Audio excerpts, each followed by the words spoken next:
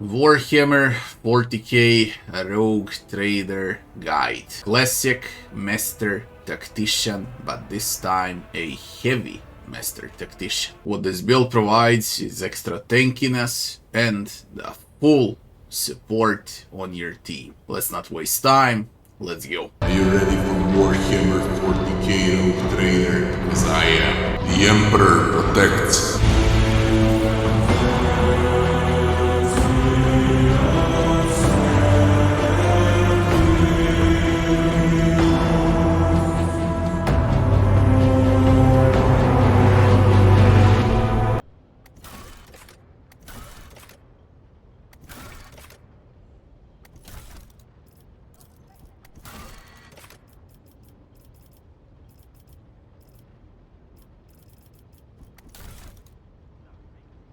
So, we got an officer into Master Tactician into Exemplar. From the officer, we start off with Voice of Command, into Persuasion, into Bring It Down, into Ulti, Finest Hour, into, of course, always seize the initiative talent for an extra turn. Then, we're going into Fellowship, then we're gonna take Nimble, then we're taking More Than Possible talent, then we're gonna take Fellowship, we go into Take Aim ability, and we're taking For the Emperor talent. Then on the next level we're taking Commanding Voice into Persuasion, then we're taking Finest Hour upgrade number 4, then we're going into Carouse, then into Toughness, then into Lasting Impression talent, and again we go with Toughness, then we're gonna go with Air of Authority, and then we're taking Duty and Honor talent. After that we're taking Inspiring Speech into Carouse, into Weapon Skill, into the last common talent, It Will Not Die for extra health, and then we're taking Finest Hour upgrade number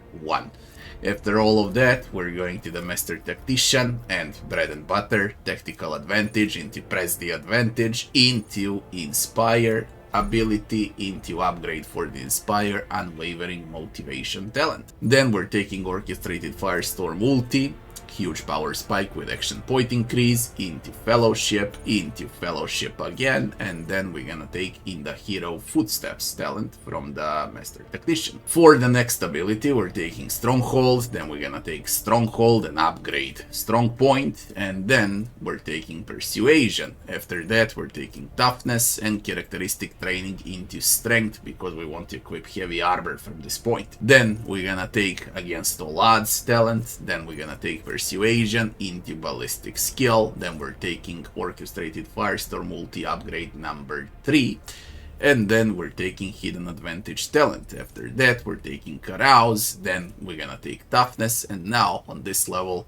we're taking Heavy Armor Proficiency, where we're gonna equip heavy armor and become a full tank. Till this moment you will always play with medium or light armor and remain behind. From this moment on you're going forward and completely switching your playstyle as a Master Tactician. After that we're taking the final ability called Linchpin, and then we're taking Nerves of Steel talent into Weapon Skill talent, into Carouse, into Reliance, into Weapon Skill, into Free Grenades from the Grenadier, and we're finished up with Orchestrated Firestorm ulti upgrade number 1. Then we become an Exemplar, so no brain, perfection under fire for the first talent, where all the stats will go up. And we're taking Steady talent. On the next level we're taking Carouse into Heroic Inspiration. After that we're taking Fellowship into Camaraderie talent. Then we're gonna take Break Their Ranks into Carouse. Then we're gonna take Flag Bearer Exemplar talent to make everyone stronger around us,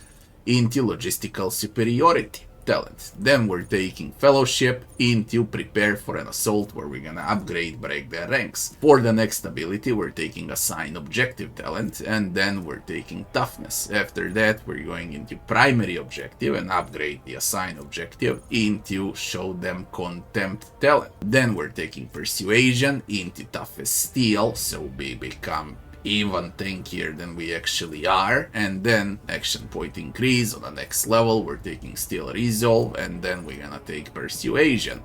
For the next level we go with Blood of Martyrs, then we're gonna go into Athletics, then we're gonna go into the Summary Execution and Perception. Once you enter the final area in the game, The Exemplar talent that you want to learn would be double deflection talent. And that's about it. What are the items that we should equip on our melee master tactician? The best thing to go for is parry and dodge on swords. From early game till you get out a striking power sword and watcher from above, this is the ones that you wanna use, but basically all swords that will have parry, those are the ones that you wanna use. And in the other hand, we always want to equip a sniper rifle, because they got the best chance to hit from afar, especially at the start of the game when you're squishy. So basically everywhere where you got increased chance, whether it's solid or laser, so where you got the additional hit chance and dodge reduction, that's what you want in your second set until you find stupor. This is how it should look like once you have the full build. So parry swords, lasers, solid projectile snipers with additional hit chance. That's about it. Very simple to understand what items you need. For the helmet, we're gonna go into Commander's Monocle. For armor, you're gonna use light and medium armors all the way until you can grab Tempestus Elite Carapace. Once you have Tempestus Elite Carapace, you are becoming from a classic officer master tactician that remains behind, then you become a full tank that goes up front with other tanks and soak damage up. So half of the game you play as a squishy, and half of the game you will play as a full freaking tank. And this is what provides us the tankiness, this armor that scales with carouse. Okay, I gave other builds that provide scaling with coercion. This is a bit different. This is with carouse. Also there is world property with 30% dodge, which is extremely great. So you have both armor, deflection, parry and dodge at the same time during combat. Absolutely insane. How I gave the build, once you have heavy armor proficiency, should be the time where you're gonna find Tempestus Elite Carapace. For the trinket, we're gonna use Disinfection Device because of carouse. You see that we're maxing out carouse over here. And for the ring, we're gonna take Scarlet Signet of the Inquisition. Of course, bread and butter ring on every rogue trader. And for the amulet, we're going with a Phoenix Gem because of the huge buff to carouse. And not only that, but it also makes stims cost 0 action points, where you're gonna play with stims non-stop and you're gonna buff yourself up to soak up the damage during fight, or to have additional action points to make your ally stronger with stims. You can also call this master tactician a junkie, because you're gonna use stims non-stop. For the gloves, we're gonna take exoskeletal gloves, and for the cape, we're taking Distraction Cape, and for the boots, we're gonna take improved lightweight boots.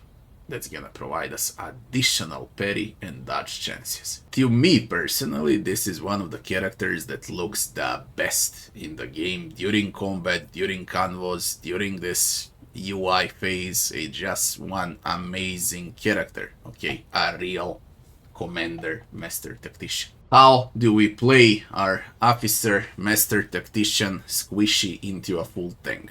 During the officer phase, voice of command, bread and butter into bring it down, play again on ally, or voice of command into take aim, into bring it down, or voice of command into arrow authority, into bring it down. Depends on the situation. If you want ulti, you go with voice air, bring it down. If you want to hurt, you go with voice take aim, bring it down. If you want, you can go into voice, bring it down, and then shoot with your laser rifle, which is probably the best combo that you can get early on during prologue and chapter 1. Of course, when ulti is available, I always want to trigger the ulti as well. Yeah. As far as origin goes, at all costs, how and when to use it. On an ally target, you will provide action points and movement points. On an enemy target, you provide 2 action points and 4 movement points. You always want to try and kill someone with at all costs. If you can't, and if it's rough, then you're gonna whack an ally to give them additional action and movement points. That depends out of the situation. But always make sure to use at all costs at least once per combat, okay? During talents, if you kill an enemy with at all costs, you will also reset at all costs. So be careful of what you're doing over there. Now, once we enter chapter 2, we get press the advantage, inspire, strong point, linchpin, and so on. Now, how to use that? We go into voice of command, into press the advantage, and then if you want to deal damage with yourself or with Argenta or with Iliad, you're gonna use inspire on them. If Abelard is running forward to tank it up, make sure to put strong point on him. If you need ulti and you're close by, you wanna accumulate ulti, you wanna go with a linchpin. Basically, you will always use combo from officer with combo from master tactician. You'll never use only one, okay? You will use the full combo. Bread and butter are these two, and you will always use bring it down in every round when available. Also, once you get the ring from the Inquisitor at the end of chapter 2, you will always want to go with Inquisitor's Decree at the start of every combat. Now, once you become an Exemplar, you get break the ranks and you get assign objective. Assign objective should be used at the very start of the game. Get the squishiest enemy on a map with assign objective, so he becomes primary target, and make Argenta or Iliad kill the enemy so they get bonus to all characteristics and they become immediately stronger from round 1. Very useful ability. As far as break the ranks go, you only use break the ranks when you have an ally under voice of command, okay? So they can have that additional attack of opportunity on enemy when they're close by to the enemy. At the end, very important thing to explain. Again, until you get heavy armor, you remain behind under half cover, full cover, buff your allies up and shoot from time to time to some enemy, okay? You need to accumulate ulti, or better to say, momentum for your team so they can use ultis, and then you abuse that and play again and play again and play again, and non-stop you're going in loops, basically. Once you get heavy armor proficiency, then you go forward, you ignore half cover and full cover, and you're gonna soak all damage up, and you're gonna tank it up, and plus you're gonna buff allies and debuff enemies around you. Extremely good during chapter 3, chapter 4, and chapter 5 as a tank. At that moment you need to be careful. To make things even shorter, the only thing that changes is positioning. If you enjoyed the video, don't forget to like, share, and subscribe, and I'll be seeing you on the next one. Thanks for watching.